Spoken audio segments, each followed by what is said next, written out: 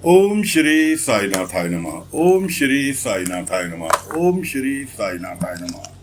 सभी साई भक्तों को नमस्कार। कथा प्रारंभ करते हैं। जैसा कि पिछले भाग में आपको सुनाया था कि वास्तुकार केवल गांव वाले उसे उकसा रहे हैं कि तू भी जा सतेश्वर महाराज के पास, लेकिन वो आंसू बहा रहा है, लेकिन जाने का नहीं सोच रहा। कुलकर्णी ने उसे पकड़ लिया। अब शिरडी में रह के कोई काम हो और बाबा की नजरों से ओझल हो जाए। कुलकर्णी ने बुलावा भेजा। वो गया कुलकर्णी के पास। कुलकर्णी समझाने लगा, क्यों अपनी गत बना रहा है गांव में रहकर? सतेश्वर से जाकर मिल, वो तुझे काम दिलवा देगा। जाके भर्ती हो जा। पीछे से पहुंच गए बाबा। बाबा ने कहा, हाँ केवल, बिल्कुल जाओ। तुम्हारे पीछे से तुम्हारी माँ जो देख नहीं पाती, उसका इलाज नासिक के अस्पताल में कुलकर्णी सरकार कराएंगे।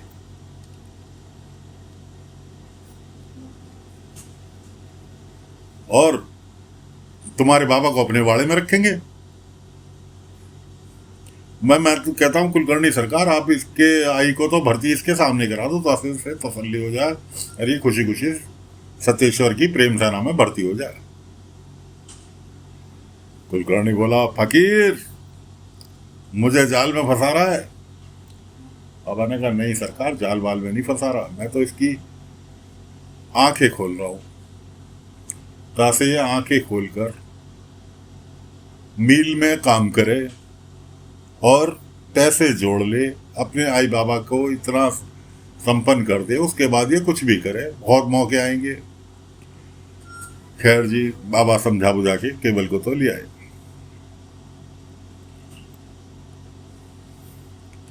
अब गांव के ज्यादातर लड़के प्रेम सेना में भर्ती होने के लिए पहुंच गए। जिस महिला की लड़की की शादी के लिए बाबा के पास लेकर गई थी, सतेश्वर के आश्रम से तो लिया ही, माँ बेटी आ गई। एक दो दिन बीते कि उसकी माँ ने जो था उसके लिए रिश्ता पक्का कर दिया, क्योंकि गांव में और महिलाओं की आपस में एक दूसरे पे ताना कसी ये सब चलती रहती है। एक गॉसिप जिसको बोलते हैं, चलती रहती है। उसने एक वृद्ध आदमी से, जिसकी पत्नी अभी पिछले साल ही स्वर्ग सिधारी थी, उससे उसका रिश्ता पक्का कर दिया। उसे घर बुला लिया,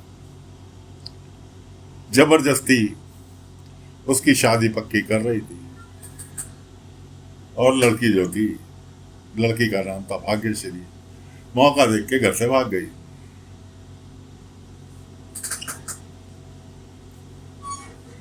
मौका देख के घर से भाग गई।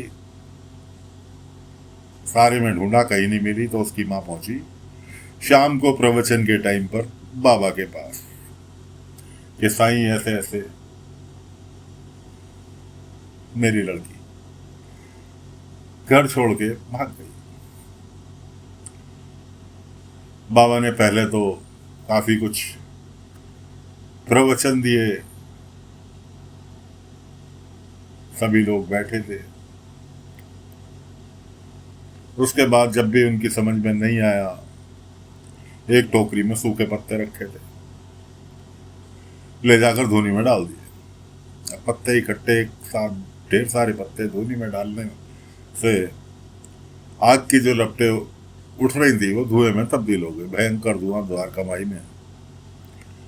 सभी लोग द्वारका माई से बाहर जाके खड़े हो गए। धुएं की वजह से घुटन सी हो गई। उसके बाद बाबा ने धूनी पे जब धुआं हटाने के लिए पंखा उठाया और हाथ के पंखे से फिर वापस लपटों में तब्दील कर दी धूनी। देखा सब लोग बाहर खड़े हैं। बाबा ने कहा, अरे तो आप सब लोग बाहर कैसे आग पहुंच गए भाई? अरे साईं, धुआं इतना हो रहा था द्वारका माई में कि घुटन महसूस हो रही। बाबा ने कहा, यही तुम्हारी बेटी भाग्यश्री के साथ हो रही थी, घुटन। शादी शादी शादी शादी, यहां तक कि तुमने उसे बूढ़े आदमी के साथ उसका रिश्ता पक्का कर दिया। अरे तुमसे कहा सब्री रखो, एक ना एक दिन उसके लिए बहुत अच्छा लड़का मिलेगा, लेकिन तुम्हें तो यकीन ही नहीं हो रहा। खैर, वहां समझा बुझाकर बाबा पहुंच गए सतेश्वर के आश्रम। वहां उसे लड़की को प्रेम सैनिक बनाने की तैयारी चल रही थी, कस्में वादे लिए जा रहे थे। तभी बाबा पहुंचे। बाबा ने कहा, रुको। रुक गए जी। सतेश्वर महाराज कहने लगे, साईं, आप मेरे से उम्र में बड़े हैं, इसलिए आपकी इज्जत करता हूं, और आपके कुछ शिष्य मेरे प्रेम सेना ज्वाइन कर चुके हैं, इसलिए उनके गुरु हैं आप। आपसे अनुरोध है, मेरे कार्य में हस्तक्षेप ना करें। बाबा ने कहा, मैं तुम्हारे किसी कार्य में हस्तक्षेप नहीं कर रहा हूं। मैं तो इस लड़की को, अगर इस लड़की की बात नहीं होती, इसकी आई मेरे पास नहीं आई होती, तो मैं बिल्कुल नहीं आता। सभी कहने लगे। बाबा ने कहा, तुम लोगों से भी है कि अगर तुम अपनी मर्जी से अपने घर वापस लौटना चाहते हो तो लौट सकते हो, और कभी भी किसी को अगर परेशानी यहां महसूस हो और किसी बंधन से मुक्त ना हो पा रहे हो तो सच्चे दिल से मुझे याद कर लेना, मैं तुम्हारी रक्षा के लिए हाजिर रहूंगा। खैर, लड़की से पूछा गया, कहाँ चलोगी? उसने कहा, नहीं, मैं नहीं जाऊंगी साईं, ऐसे ऐसे। उसने कहा, जिस साईं ने तुझे बचपन से इतना प्यार दिया, तुम माँ बेटियों में इतना प्यार था, उसकी जरा सी गलती की वजह से तुम घर छोड़ के यहाँ आ गई, उससे बिल्कुल रिश्ता खत्म करने। यहाँ प्रेम सेना में भर्ती होने का मतलब जानती हो कि तुम्हारी आई से तुम्हारा रिश्ता खत्म। लड़की की समझ में आया। लड़की तुरंत बाबा के पीछे आके खड़ी हो गई, नहीं साईं, में चल रही। उसके बाद बाबा ने चलते चलते सतेश्वर महाराज का असली नाम ले दिया, जो उसका असली नाम था। पर नाम लेना था कि सतेश्वर के चेहरे पे हवाइयां उड़ने लगी। खैर, बाबा उसे लड़की को लेकर वापस द्वारका माई आए। माँ बेटी एक दूसरे से माफी मांगने लगी। पास में कूड़ा पड़ा था। बाबा ने एक दरी ली, उसे कूड़े को ढक दिया। अब ठीक है, बाबा कहने लगे, अब ठीक है। बाईजामा कहने लगी, साईं, ठीक क्या है? कूड़ा तो कूड़ा है, इसे तो फेंकना है यहाँ से। ढकने से कोई कूड़ा अपनी जगह थोड़ी छोड़ देगा। बाबा ने कहा, ये एक दूसरे से माफी मांगना भी इसी तरीके से अपने गुनाहों को ढकने के समान है। अरे, उन गुनाहों को दोबारा ना होने का संकल्प लो। अब तुम्हारी बेटी तुम्हारे लिए कुछ करना चाहती है, उसे उसकी छोड़ दो और शादी की चिंता छोड़ दो।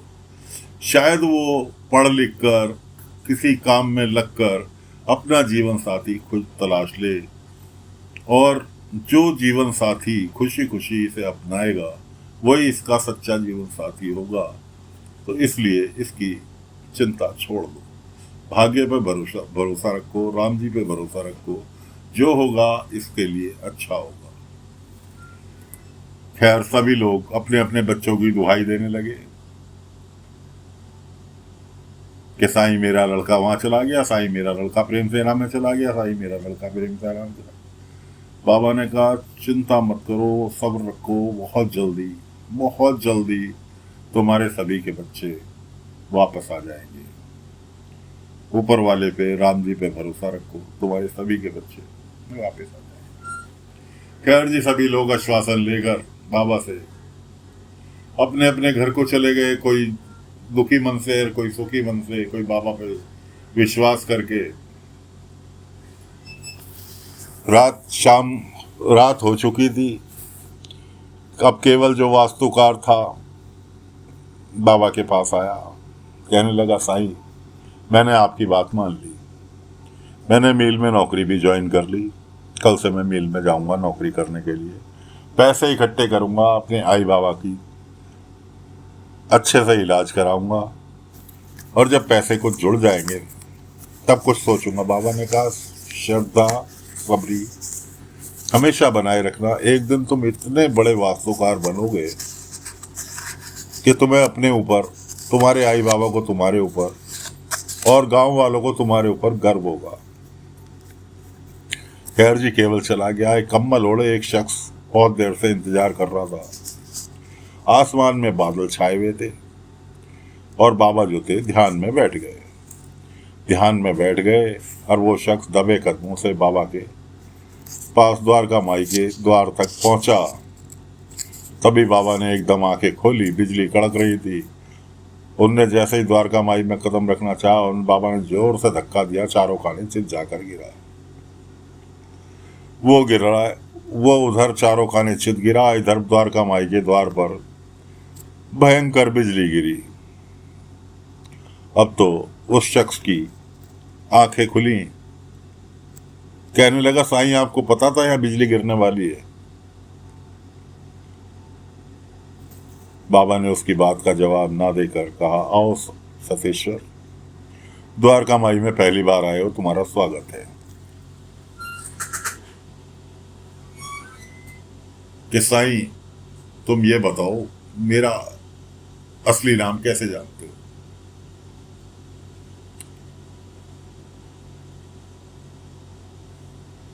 बाबा ने कहा चेहरा पढ़ना अगर आता हो तो असली नाम जानने में कोई देर नहीं लगती।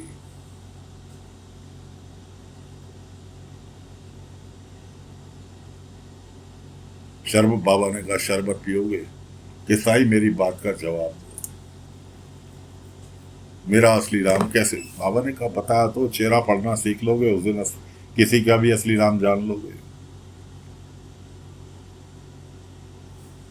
और मैं कोई गलत काम करता हूं? बाबा ने कहा गलत और सही का फैसला तो राम जी करेंगे, और अगर गलत काम नहीं करते हो तो यहां क्यों आए? तुम्हारा डर तुम्हें यहां खींच लाया। तो फिलहाल साथियों कथा को यहीं विराम दे रहे हैं। अभी वार्तालाप लंबा चलेगा बाबा का सतेश्वर के साथ। क्यों सतेश्वर एक, कहना चाहिए, क्रिमिनल प्रवृत्ति का व्यक्ति है, जिसने कि अपने ही गुरु को धोखे से उनकी हत्या की। अगले अंक में आगे की कथा लेकर फिर हाजिर होंगे। तब तक के लिए आज्ञा दीजिए। ओम साई राम, ओम साई राम, ओम साई राम, ओम साई।